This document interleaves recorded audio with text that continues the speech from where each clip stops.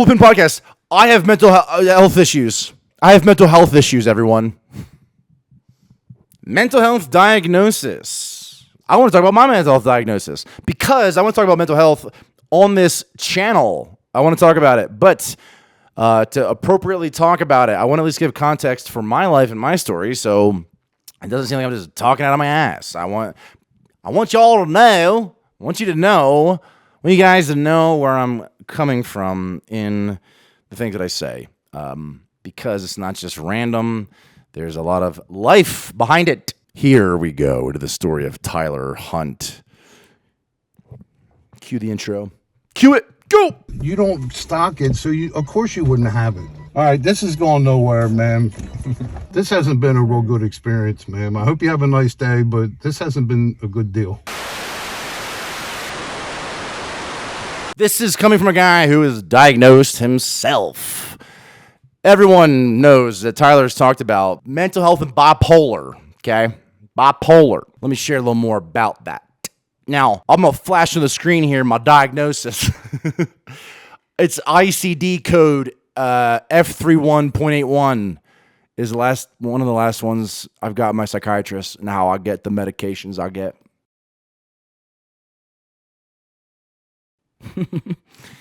I am diagnosed bipolar 2. It's so cool, dude. I love it. Mental health is not talked about very well, I don't think. I really don't. I think that, and I say this a lot, that stigma is dying, I think, with older ways of thinking, older generations, but there still exists a lot of ignorance, which makes sense. I get it. You know, it's like when stuff doesn't impact someone personally, we don't usually spend all of our time educating ourselves about it. The impetus isn't on everybody. You figure out mental. It's like, and that's why we talk about it. But I do think there's a lot of ignorance around it, and people just don't know how to talk about it sometimes. To start, I want to be clear about the things that I'm talking about. I remember talking to my psychiatrist one time, and I was like, hey, like when it comes to like bipolar or like borderline or ADHD or whatever, like what is it? Is it a mental illness, a mental health condition, a mood disorder? Like what? It was toward the end of our meetings. It was a long conversation, but he said, but essentially we call it a mental health diagnosis. And I thought that was very smart. It's apt. It makes sense to just call something like that because you think about it, it's like, it's a diagnosis. Mental health is a very difficult arena to be very specific about. The best that we can do today is find something within the vicinity, right? Find common symptoms and feelings and behaviors and have a name for it. And that diagnosis is assigned to help treat that person. So it's like we got to find some way to categorize these things so that we can get people the appropriate help. That's what a diagnosis is for. A diagnosis isn't a bad thing. Guys, a diagnosis doesn't give you the thing. It just names it. You hear that?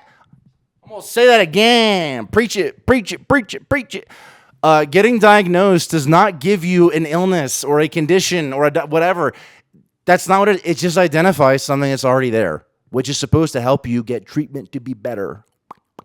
I will share my story as brief as I can. Story time. Story time, yeah. I got a little bucket of balloons. I forgot I had that there, and I got to name Stinker. They're Wawa. Shout out South Jersey. My story with mental health. Well, I'll try to make this quick. I could make the whole story in another video. Excusez-moi. You get one ticket to the story. You get as many as you want. Whoopsie. Admit one for the movie Tyler's Story. He just burped it up. There you go. Time for Tyler's Story, mental health. My mental health journey began in grad school.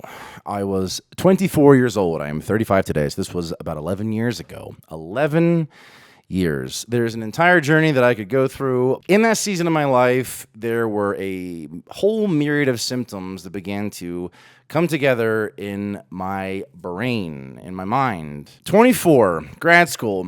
Some things happened that put a lot of stress on me, and I started noticing some odd symptoms.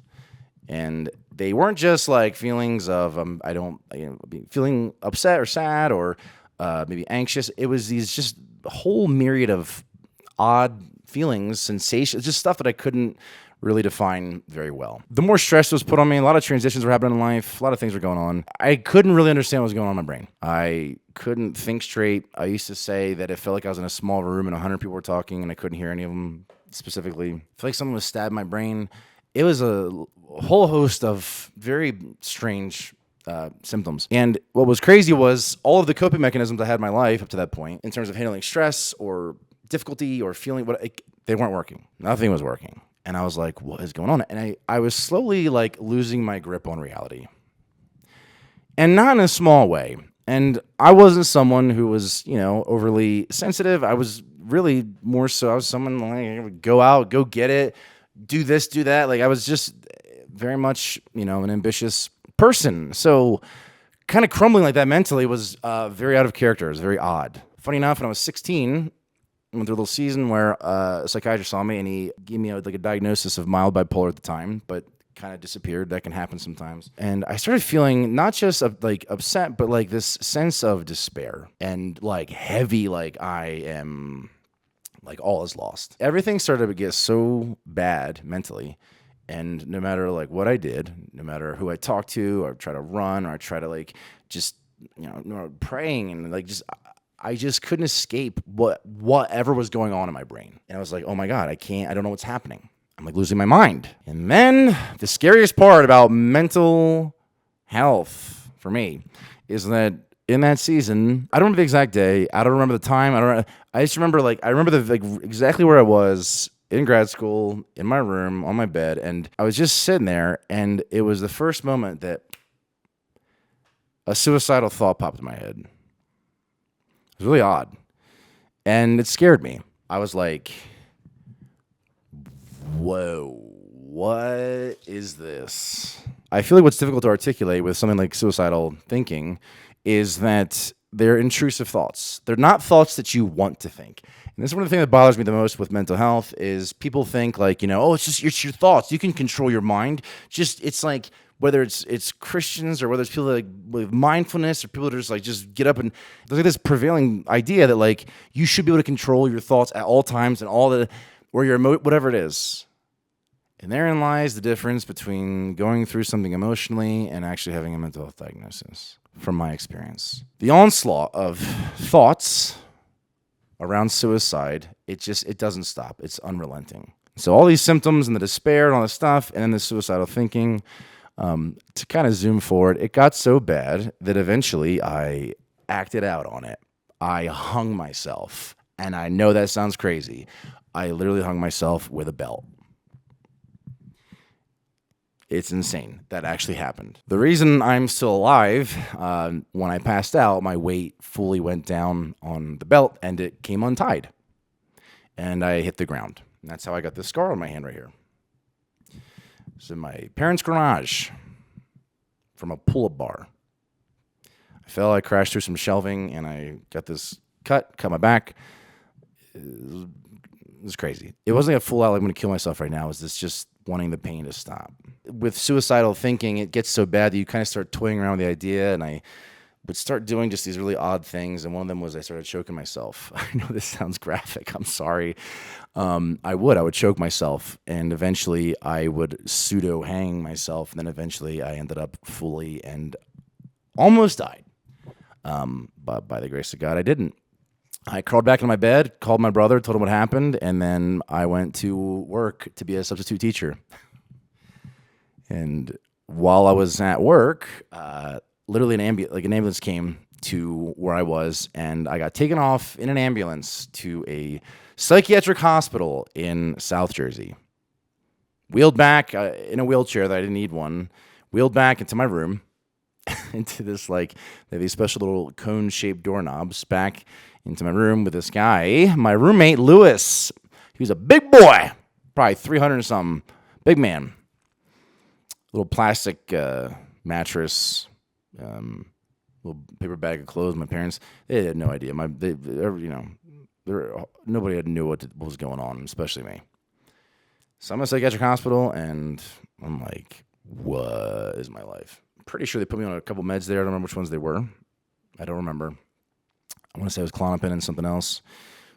But there was a moment there where I was still struggling, and I made an attempt to kind of turn things around, and I started doing some little exercise type things because I felt this weird just sensation in my head. And I was on some of those meds. I was taking those, and I just started journaling like crazy and doing stuff, and I finally got out of the hospital. I wasn't there super long. I don't remember how long it was. I don't know if it was I want to say it was a week or something. It was just a crazy season. get out, and eventually get back to grad school. And within 3 months of getting out of the hospital, I start my career as a videographer. 2 or 3 months. There's a whole story that goes into it. But I slowly got my life back together, started doing videography, and finished grad school. Thank you, Jesus. Was able to get out of it. But I came off the meds, and I was like, I don't need these, whatever, blah, blah, blah, right? So I keep living my life, and I finished grad school, and, I'm doing okay. But then the symptoms started to come back. So I start journaling, and I start doing my exercises, and I start this. But now it's not working. I'm like, oh, my God, please, I can't go back to the crazy. And so I'm fighting it with everything I got. I am fighting it. I'm trying so hard. But I just can't control my brain. Can't control it. And if anybody knows me, I'm not exactly someone that lays down or makes excuses or wants to take the easy way out. But I was losing my grip on reality, man. And the symptoms started to get so bad again that then it came back, the suicidal thoughts. And it felt curbed some because I knew there was something going on, but I didn't know what to do. And in that time, I started seeing a psychologist. A psychiatrist prescribes medications. Psychiatrist prescribes medications, okay?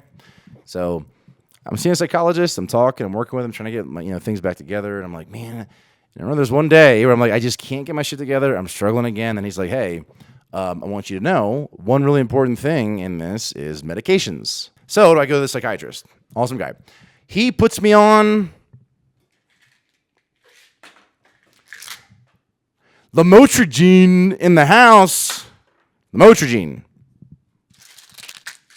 He puts me on Lamotrigine.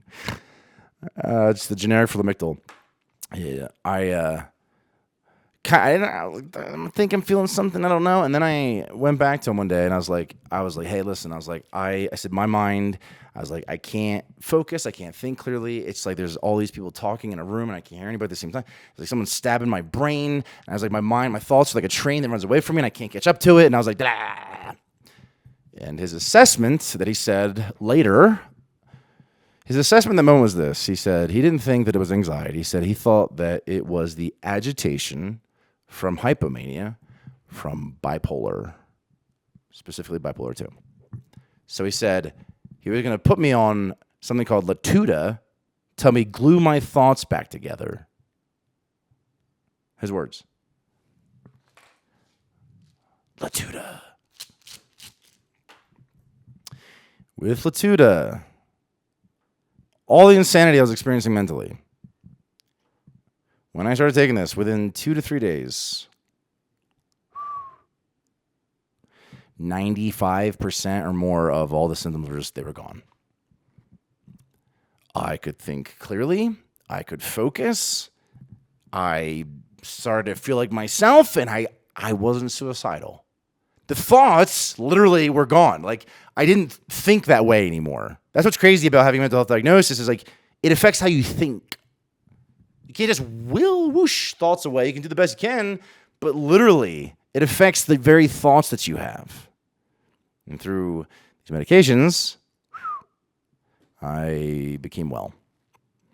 I'll tell you what, when you go through this, you have a different respect for not just these medications, but you have a different respect for the brain. And yes, I say the brain, not the mind. I think sometimes we make it all just like this ethereal thing. It's like, no, imagine like with your brain, if you take something physically out of your brain, you think different, you feel, you are different.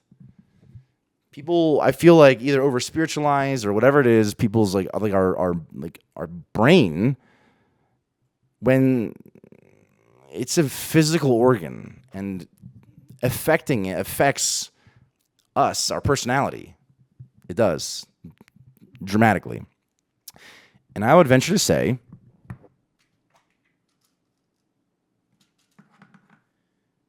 that this little pill right here, this guy, I would say saved my life. Oopsie.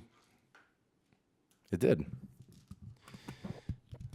Living in that state of mind is unbearable, and the medications is a discussion for another time. But once I became well, and it's like I went from like an 8 to 9 out of 10 of like suffering to like a 2.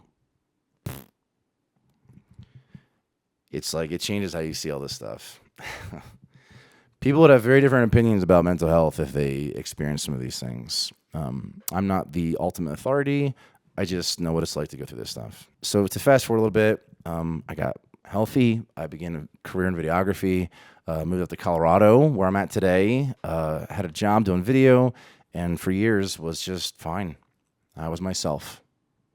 Medications, you don't have to be afraid of them. Medications can actually help you. They actually can. Medications can actually help you, okay? I hate the stigma that they have sometimes. It drives me insane. It drives me absolutely up the wall. They're not for everyone, I know, but dear God, they can save your life. Working as a videographer for an organization, then having my own business, made a feature film, and then in a certain season, there was a very serious relationship that was on again, off again, and in one of those seasons, things kind of snapped for me again. When I say snapped, I don't mean like, I went crazy. I just mean the way my first psychiatrist put it was, it's kind of like a paperclip. You bend it once, twice, like it won't break, but then there comes that one, and it just breaks. And the stress of the film and the stress of the relationship, like making a feature is crazy, relationship dynamics, all this kind of stuff. And I went through what felt like my second serious episode in my life. Part of the diagnosis is not just symptoms that you mention or talk about. It's not just the behavior that you exhibit, but it's also the treatment for what you're going through being successful or not. And so if they diagnose you bipolar and then treat you for bipolar and you become healthy, it's a good indication, okay, this is probably what's going on. Now, for me, the diagnosis didn't change. It was just the fact that the medications, in some capacity, just seemed like they hit their limit. And I went through Armageddon again. Ew, my God, man. If people knew the hell. My God, man. Struggling with your mental health is literally a living hell. It is a living hell. That's why I'm so passionate. Like,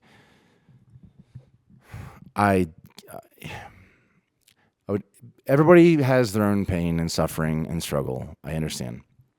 I can only speak to my own life and the things that I've been through. And out of everything that I've been through in my life,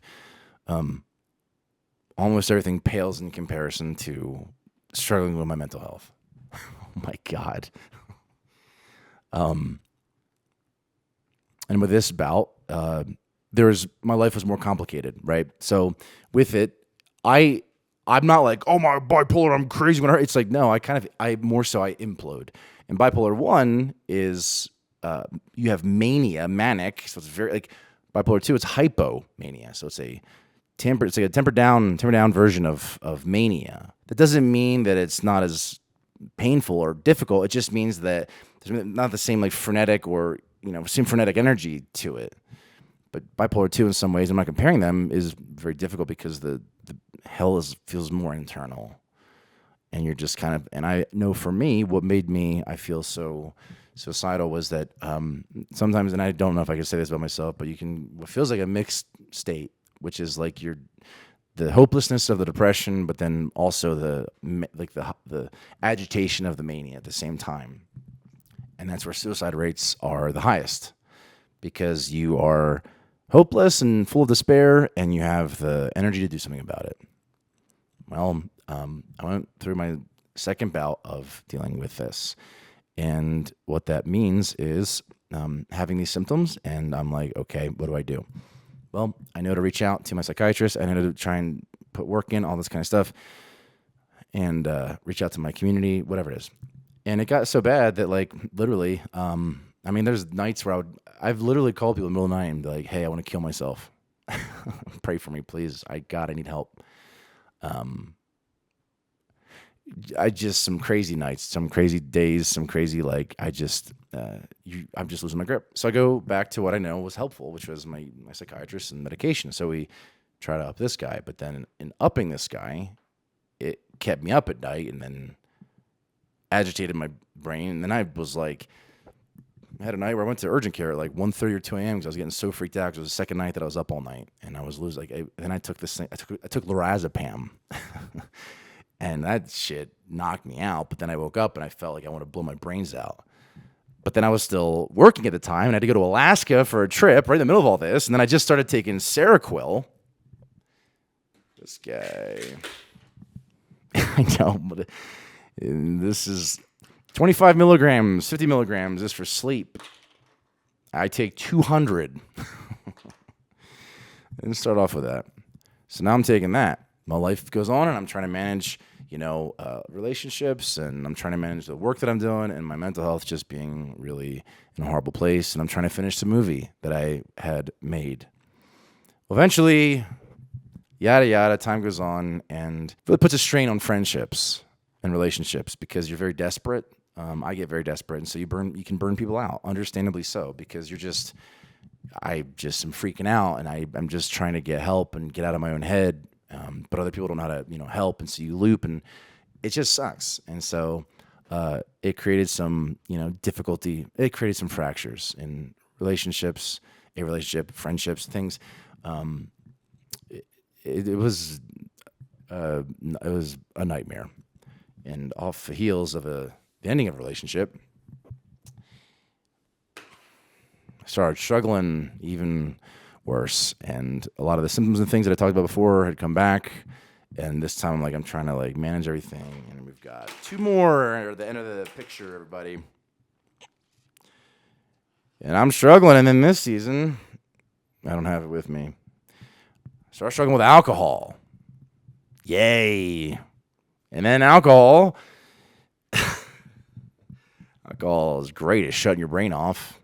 Not so great as a long-term treatment for your mental health. So I ended this season where the movie was just about wrapped up. This relationship ended in a pretty traumatic way for me. And I don't say that lightly. And I'm really struggling now mentally, pretty bad. And I get another medication. And then I start journaling to get out all the thoughts out of my head. And I journaled 150,000 words in 10 weeks. Which might not sound like that impressive, but that's literally more, I forget how many more than the first Harry Potter book. I was just trying to get out of my own head. And when I told my psychiatrist that, he was like, it sounds like you're a little manic. So he gave me lithium, one of the most tried and true, oldest treatments for manic depressive, what was called at the time, but bipolar. I start taking it, and there's up and down and left and right. I'm drinking, then I get on dating apps. Yay, good job, Tyler. I started messing around, sleeping around, alcohol, just shut my brain off, going downtown, whatever. My meds are this and that. I get a new client. Life's crazy. And all this season goes on, and it takes time. But eventually, after a while, after getting the drinking under control, after getting my meds balanced out, after a back and forth and craziness, eventually everything finally settles down. And I find some level of normalcy mentally. It was a result of a lot of things. It was a result of, good therapy and counsel, friends, community, a ton of things, and also medical intervention, medications. And although it's insane that I take these, and I don't really give a shit what anybody thinks in terms of the amount of meds that I take or what their perspective is on medication, it's like they have been instrumental in helping me be who I am today, man. Be healthy, stable, be alive. So eventually my life balances out. And I have an odd regimen of medication, but highly effective. I've been able to endure a lot of insanity and stress, whatever it might be, and still be good. The diagnosis of bipolar, what do I do with it? Well, at least for this season of my life, it has rang true in that it has helped clarify some of the symptoms and feelings that I've had, and being diagnosed and then treated successfully also gives some kind of indication that it's probably an accurate diagnosis. So I live with that diagnosis, right? And these medications I will take for the rest of my life. I don't care. It doesn't matter. Guess what? We eat every day. We drink water every day. We do all the things every day. It's not, I don't care about taking medication every day. And the last piece of the journey was what I did with my psychiatrist. I was doing well. This was after a lot of the symptoms from bipolar settled down. I was talking, and he just said, he's like, do you have ADD? Oh, people, could I talk about ADD or ADHD? I fucking hate how it's talked about in society. I fucking hate how people talk about ADHD. I hate how people talk about it. ADHD is not a personality trait. It doesn't make you like Mr. or Mrs. Fun Time. It doesn't. It's not a personality trait, okay? And that's coming from someone who has been diagnosed with it, all right? You don't want to build your identity around a mental health diagnosis. Trust me. I remember talking to my psychiatrist, and he gave me an evaluation for ADD, ADHD, and then prescribed me some medications for it. And guess what? They made a massive difference in my life. They helped me because I'm someone with a million ideas and thoughts and things, and I get very agitated, like, and I just, not anger, but like I just want to move, blah, blah, blah, blah. There's a whole slew of symptoms with ADHD or ADD or whatever that go with it that people don't talk about. And it's not just like squirrel, like that's not ADHD. There's a lot more that goes into it than just that. It's a very reluctant thing for me. I told my psychiatrist, I was like, I don't really think I don't give a shit. I don't want to. And he's like, well, I don't really care. I was like, the way people see it on, he's like, I don't care about all that. And with the medication I received, it made a massive difference in my life. In fact, since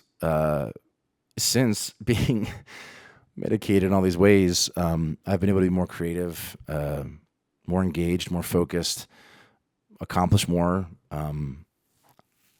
get to a better place in my life, more than ever, my entire existence, man.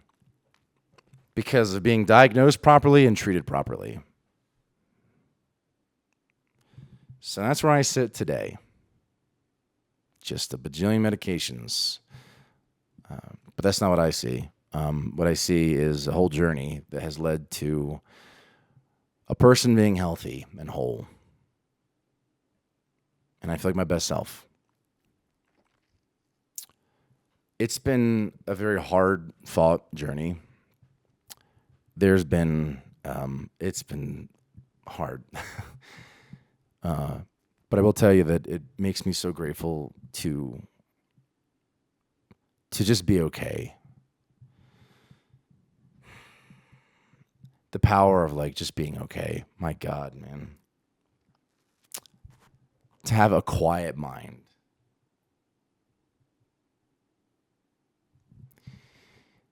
Who is, man. Anyway, I'm getting really low energy here. I'm very pensive. Sorry. That is my journey with my mental health. I didn't really necessarily go off on all that, but that's where I'm at today. That's a bit of what it has looked like for me. There's more that I could share on that. But I say all this because I don't take a mental health diagnosis lightly. When someone says bipolar, when someone says borderline personality disorder, when someone says schizophrenia, when someone says ADHD, these aren't just throwaway terms to me. They actually mean something. And being accurate about how we talk about mental health is very important because the right diagnosis or wrong diagnosis, the right medication or wrong medication, the right this, right, it can make all the difference in the world. And for me, getting the appropriate help from the right person and getting the right medication literally has saved my life more than once. And I'm not saying that lightly. So, if ever in the future I talk about mental health, if ever in the future I talk about anything in that arena, if I talk about bipolar, if I talk about ADHD, if I talk about any facet of any of that, it's coming from lived experience. It's coming from working with doctors. It's coming from not just reading things, right? That's just all supplemental to a lot of other things. Now, I am no doctor. I am no psychiatrist. I am no psychologist. I'm no authority. But that's just been my journey. So now you have context for the future when I talk about it. I can always say, go back to that video and watch it if you want to know my story. Now you know. Well, this is the tell-all for my story, and there's so many more things I could share. I've experienced it. Doctors facilitated mental health groups before with NAMI, other people that are diagnosed with things. I've been able to speak in high schools and psychiatric hospital. It's something that is important, but it's not who I am. It's not my identity. It's not something that I take on, right? I'm not like, hey, I'm bipolar. I don't usually get a positive response when I bring it up anyway. It's also not, I'm ADHD. That's why I'm crazy. It's like, no, I'm just me. And all of these things aren't how I lead with. I don't lead with that. All these things I don't lead with, right? My focus is on being healthy. My focus is on doing the things I feel like God's called me to do in my life. My focus is on like these other things that are like actually like making a difference. My focus isn't on just saying, oh, this is my thing. So that's my story. Now you know. So whenever I talk about it, I will refer back to this video and say, hey, if you have any questions about my own journey, I covered that already. So I do want to talk about mental health a lot more in the future, but we got to start with a mutual understanding of where my journey has led me and what that's been like. And that's my journey. That's my journey.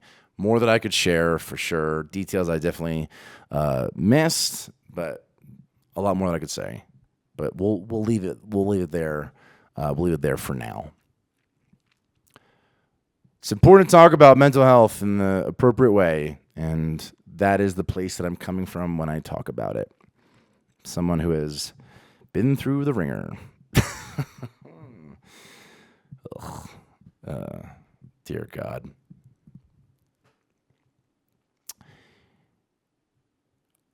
Don't be cavalier with saying you have a mental health diagnosis. Don't be cavalier. Don't be laissez-faire about it. Don't be just kind of pass, like just, it's a serious thing. It is. And I'm not saying I can't joke about it or this, but it's just like, it's a serious thing.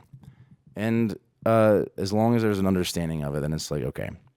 I just think it's a good place to start is from place of understanding. Well, that's my journey. That's all I got to say. I don't know what else to say about it, but more to come in the future about mental health. But we got to start it with what is my experience? That's what I got. That's what my experience is. Okay, so all right, goodbye.